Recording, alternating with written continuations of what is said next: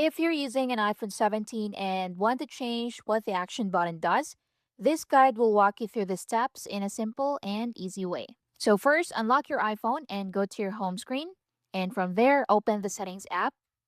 Now, this is where you can customize different features on your device. Once you're inside Settings, scroll down until you find the option labeled Action Button. So, tap on it to open the Customization menu.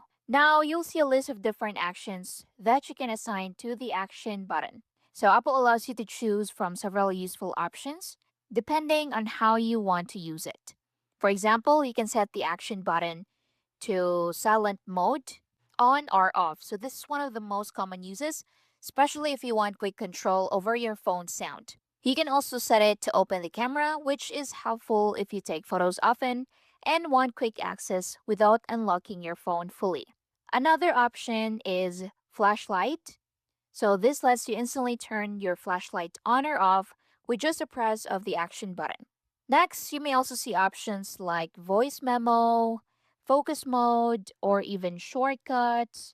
The shortcuts option is especially powerful because it allows you to create custom actions like opening apps, sending messages, or running multiple tasks at once. Now, to choose an action, simply swipe left or right through the available options until you find the one you want.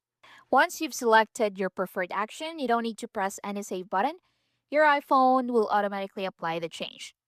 Now, to use the action button, press and hold it. Now, your selected action will activate right away.